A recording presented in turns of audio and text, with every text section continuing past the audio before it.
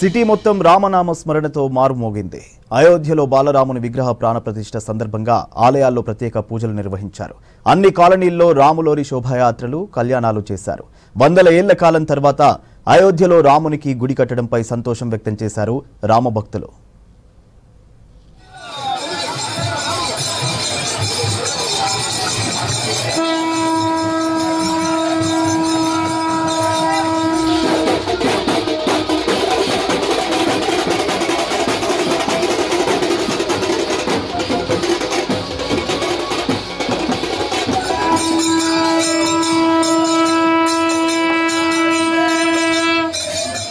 అయోధ్య రాముని ప్రాణ ప్రతిష్ఠ కార్యక్రమం సందర్భంగా హైదరాబాద్ లోని అన్ని బస్తీలు కాషాయమయమయ్యాయి. పలు ఆలయాల్లో భక్తులు అయోధ్య రాముని ప్రాణ ప్రతిష్ఠ కార్యక్రమాన్ని చూసేందుకు స్క్రీన్లు ఏర్పాటు చేశారు. బాలరాముడి విగ్రహ ప్రాణ ప్రతిష్ఠను లైవ్ గా వీక్షిస్తూ భజనలు చేశారు. సిటీలోని అన్ని కాలనీలు కాషాయ జెండాలు, అయోధ్య రాముని ఫ్లెక్సీలతో కలకలలాడాయి.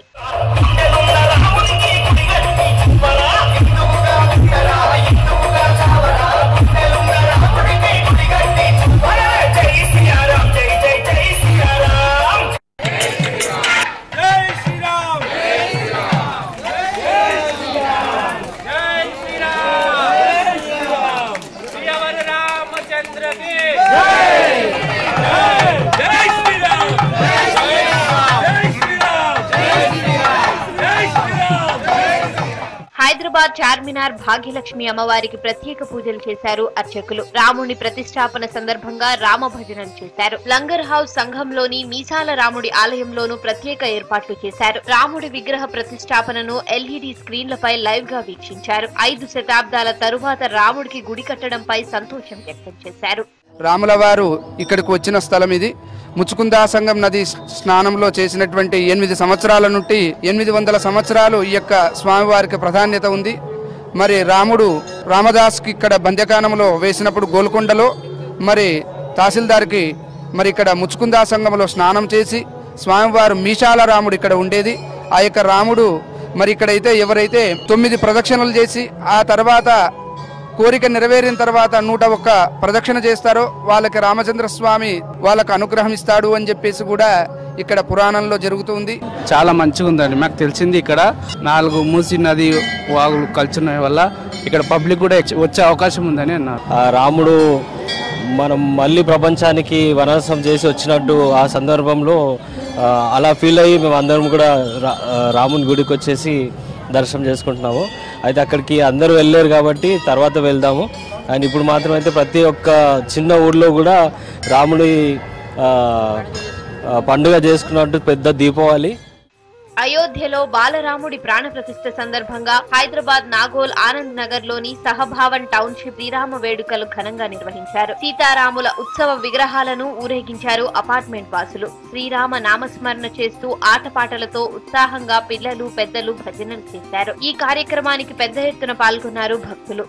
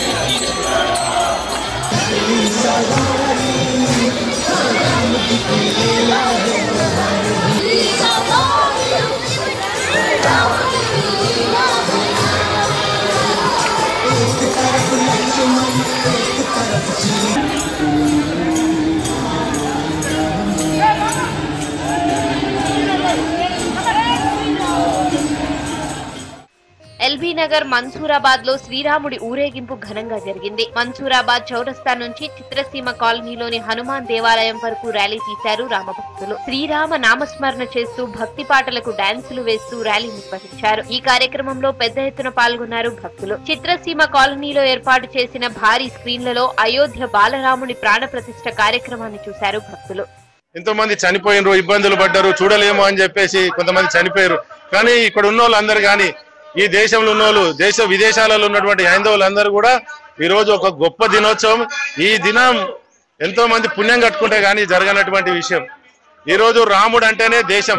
నరేంద్ర మోడీ గారు వచ్చినాక ఈ గోడి ఎక్కడ ఇబ్బందులు లేకుండా, ఎక్కడ కర్ఫ్యూ లేకుండా, ఎక్కడ అలకలు లేకుండా, ఎక్కడ అల్లర్లు లేకుండా ఈ గుడిని ప్రారంభిస్తున్నటువంటి ఆయన గొప్పతనానికి ప్రత్యేకంగా ప్రతి ఒక్కరూ చేతులెత్తి జోడించి ఆయనకు నమస్కారాలు తెలియాలి.